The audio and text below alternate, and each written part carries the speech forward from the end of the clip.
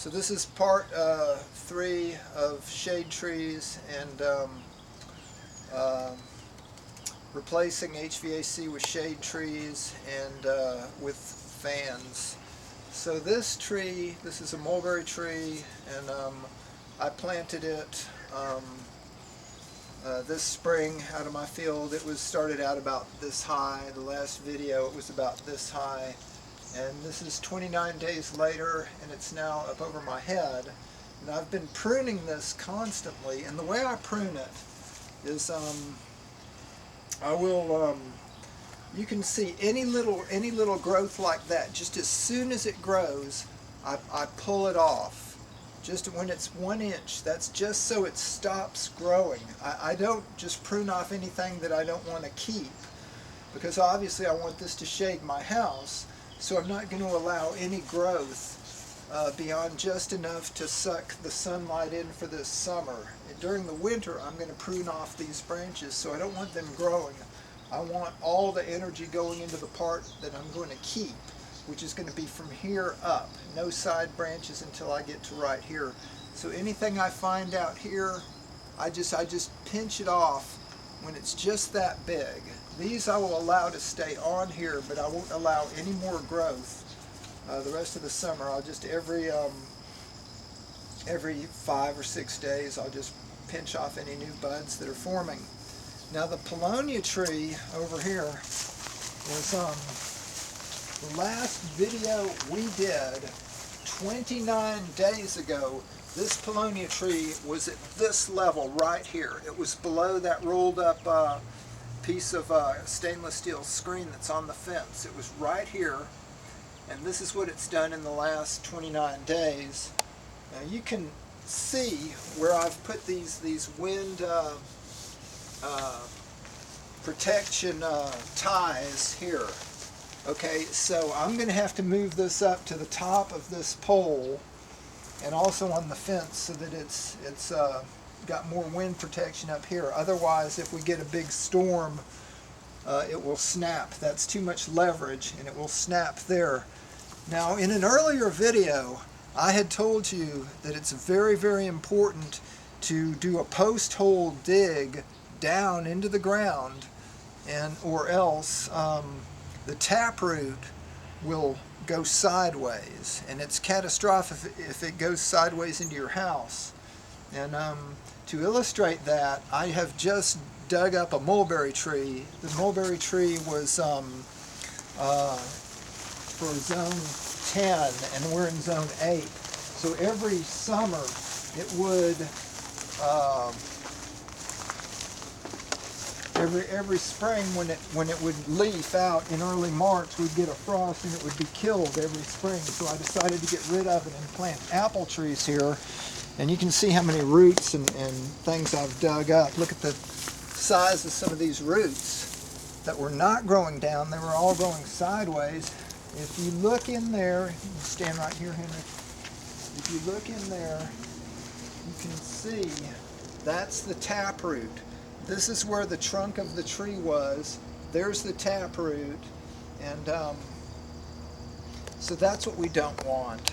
I didn't do that when I planted that tree 13 years ago, and I just felt like it was far enough away from anything, and I felt like the taproot would go down. But there's the proof.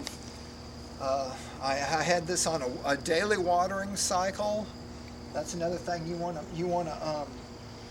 to get that taproot. What's the point? The whole reason we're planting trees, the whole reason we're getting all these droughts all over the world is because trees put their roots way down, and they hit that groundwater, and they transpire it up into the air.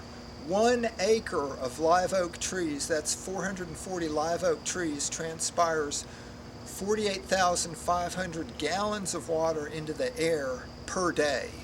So, you know, part of the reason you're doing this is to cool your house. So it's important that those taproots go way down into the cold groundwater and bring that up, that where it's like 60 to 65 degrees, and bring that up around your house.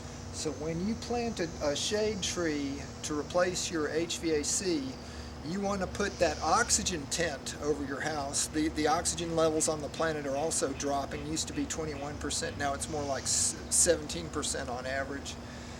So go ahead and do the post hole diggers, and then to make sure, because the taproots will chase the water, so you want to like even put a pipe that goes down when you plant the tree, so that it waters down under the tree, and then pour water down there and direct the water under the house. In fact, I'm going to do that on that tree there. Paulownia is pretty good about putting that taproot down. I understand it is, but I guess after seeing this demonstration, I don't know.